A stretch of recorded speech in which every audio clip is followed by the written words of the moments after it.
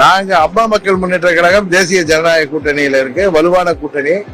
தீய சக்தி திமுகவை வீழ்த்துவதற்கு தமிழ்நாட்டு மக்கள் இந்த முறை 26 தேர்தலில் ஒரு முதல் முறையாக கூட்டணி ஆட்சி, மக்கள் ஆட்சியை கொண்டு வருவதற்கு, ஒரு குடும்பத்தின் பிடியிலிருந்து தமிழ்நாட்டை பாதுகாப்பதற்கு தேசிய ஜனநாயக கூட்டணிக்கு வாக்களிப்பார்கள் என்பது உறுதி. எங்கள் கூட்டணியில ஏற்கனவே நிறைய கட்சிகள் இருக்கின்றன, இன்னும் புதிய கட்சிகள் வர இருக்கிறார்கள். அம்மாவின் உண்மையான தொண்டர்கள் அனைவரும் எங்களோடு கைகோர்ப்பார்கள் என்ற நம்பிக்கையும் எங்களுக்கு இருக்கிறது.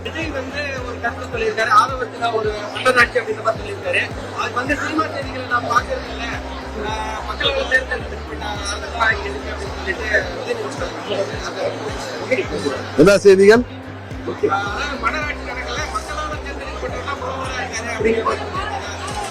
வேற ஏதாவது செய்திகள் பார்க்கலன்னு சொன்னாருன்னு சொன்னீங்களா?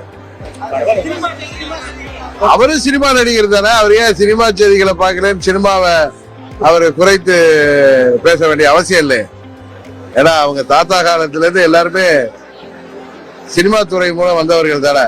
சினிமா துறையும் மற்ற தொழில் மாதிரி எல்லோரும் மதிக்கத்தக்க, இன்னும் சொல்ல போனா பேரறிஞர் அண்ணா, புரட்சி தலைவர் எம்ஜிஆர், இதயதேவ அம்மா அவர்கள்லாம் சினிமா துறையில இருந்து வந்தவங்க தான். உதயநிதி ஸ்டாலினே சினிமாவில் நடிச்சிட்டு இருந்தவர் தானே. இப்பதானே தேர்தலுக்கு அப்புறம் தானே அவர் நடிக்கலன்னு நினைக்கிறேன். அதனால சினிமா செய்திகளும் மக்கள் விரும்பி பார்க்கின்ற செய்திகள் தான். அதே நேரத்தில் அவர் சொல்வது போல தமிழ்நாடு ஜனநாயக முறைப்படி தேர்தல் நடந்து அதன் மூலம் முதலமைச்சரானவர் தான் இங்க முதலமைச்சராக இருக்காரு. அதே நேரத்தில் முதலமைச்சர் தேர்தல் நேரத்தில் சொன்ன வாக்குறுதிகளை எல்லாம் நிறைவேற்றாமல் தமிழ்நாட்டு மக்களை ஏமாற்றி வருவதோ வருந்தத்தக்க விஷயம். அதை நான் உங்கள் மூலம் அவருக்கு துணை முதலமைச்சர் உதயநிதி ஸ்டாலினுக்கு சொல்ல விரும்புகிறேன். சொல்லுங்க.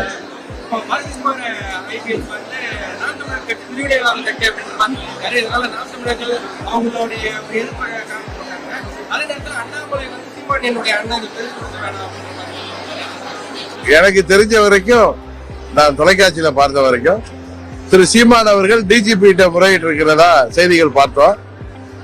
சரி, காவல்துறை தமிழ்நாட்டின் உயர் அதிகாரி டிஜிபி, அவரும் அரசாங்கமும் அதுல எதை மாதிரி செயல்படுறாங்கன்னு பாப்போமே.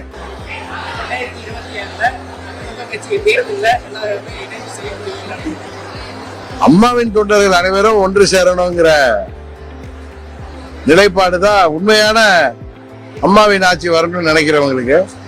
எடப்பாடி மாதிரி ஒரு சில சுயநலவாதிகள், பதவி வெறி பிடித்த அலைபவர்கள், பணத்திமிரில் இருக்கிறவங்க வேற ஏதோ பகல் கனவு கண்டுட்டு இருக்காங்க.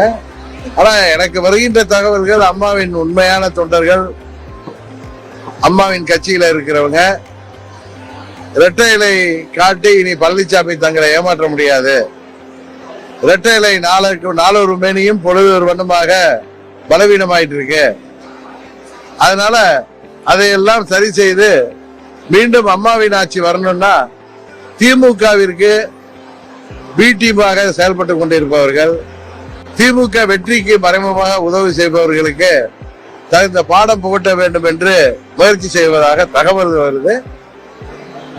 அது ஒரு நல்ல செய்தியாகத்தான் நான் பார்க்கிறேன். பொறுத்திருந்து பார்ப்போம்.